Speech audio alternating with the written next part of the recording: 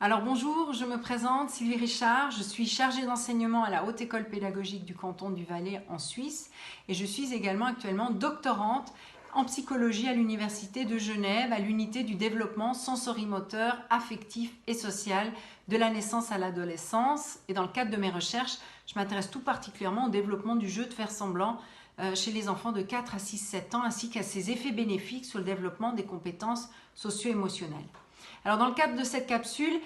j'aimerais aborder avec vous l'intérêt de favoriser, d'encourager cette forme de jeu pour permettre à l'enfant d'apprivoiser, en tout cas sur le plan émotionnel, je vais me centrer surtout sur cette dimension émotionnelle, la situation inédite que nous vivons actuellement,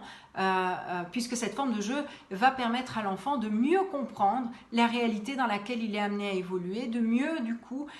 gérer les émotions qui sont aussi liées à cette situation particulière que nous vivons. Alors qu'est-ce que le jeu de faire semblant ? Cette forme de jeu, selon Vygotsky, comprend une situation imaginaire où l'enfant va pouvoir élaborer des scénarios. Alors actuellement, on pourrait tout à fait observer les enfants partir sur le thème de l'hôpital avec le docteur qui soigne un patient, un infirmier, un pompier. Enfin, ce thème lié à la maladie, lié au fait d'aider, de prendre soin de quelqu'un, c'est un thème qu'on pourrait tout à fait observer, voire initier avec lui. Et puis, à travers cette forme de jeu, l'enfant va être amené à adopter, à interpréter des rôles et à appliquer les règles de comportement qui correspondent au rôle qu'il a choisi. Donc, cette forme de jeu est tout à fait intéressante puisqu'elle va permettre à l'enfant de satisfaire un certain nombre de besoins qu'il peut avoir sur le plan émotionnel, car à travers cette forme de jeu, il va pouvoir réaliser de manière illusoire et imaginaire toute une série de désirs qui sont irréalisables dans la réalité, comme le fait de pouvoir être un super-héros qui combat ce virus, puis pouvoir s'autoriser à exprimer des émotions de colère intense contre ce virus, par exemple. Donc ça, il peut le faire dans ce contexte de jeu de faire semblant. Et puis, c'est également important parce que cette forme de jeu est également intéressante pour l'adulte parce que ça va permettre à l'adulte d'observer, d'avoir accès à des informations sur ce que peut ressentir l'enfant par rapport à cette situation. Donc le jeu de faire semblant, en plus d'être libérateur sur le plan émotionnel pour l'enfant, de pouvoir éprouver, expérimenter des émotions dans ce contexte de jeu et de pouvoir du coup mieux les approprier, même mieux se les approprier, mieux les comprendre et mieux les gérer, il va également permettre à l'adulte d'avoir accès justement à des informations sur ce que l'enfant comprend de cette situation, de ce qu'il connaît déjà et de ce qu'il ressent. Puisque pour un jeune enfant, plus l'enfant est jeune, plus c'est compliqué pour lui d'expliquer à un adulte en dehors de ses moments de jeu ce qu'il ressent, de pouvoir nommer une émotion en dehors de son contexte d'émergence. Pour les très jeunes enfants, c'est compliqué. Alors c'est important d'avoir aussi ces moments de discussion, mais à travers ces moments de jeu, de faire semblant, on va pouvoir l'entendre parler d'émotions plus facilement et surtout on va le voir exprimer toute une gamme d'émotions à des intensités différentes également. Alors comment favoriser ce jeu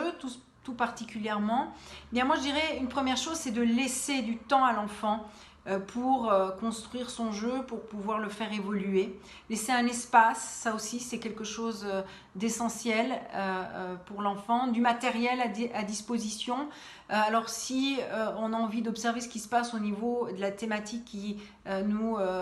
préoccupe actuellement, alors peut-être le costume du docteur ou du pompier avec la mallette du docteur. Si on n'a pas ces accessoires à disposition, on peut tout à fait amener une blouse, une chemise blanche avec des gants en laine, des morceaux de bois, puis on imagine avec l'enfant qu'est-ce qu'on pourrait faire avec ces accessoires,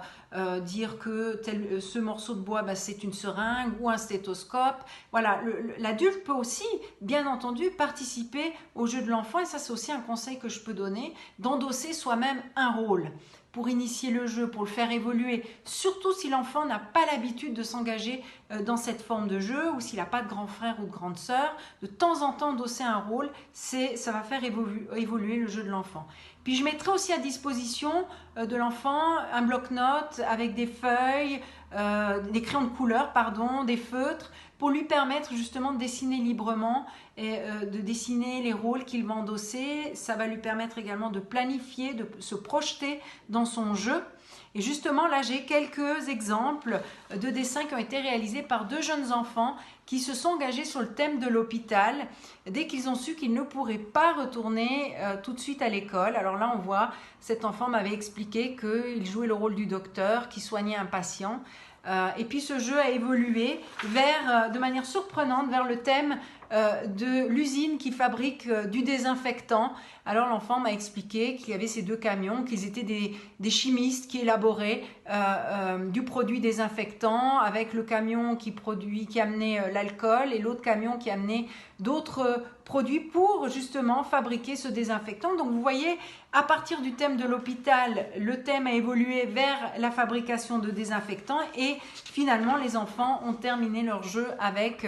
le ninja qui a des super pouvoirs et chacun de ces titrés représente un super pouvoir. Par exemple, il peut envoyer du désinfectant, des lames, des rayons laser, des couteaux de feu pour combattre le virus. Donc voilà un jeu qui a évolué et qu'ils ont choisi d'investir de cette manière-là et qu'ils ont pu choisir de stopper à tout moment également et de réinvestir en fonction de leurs besoins.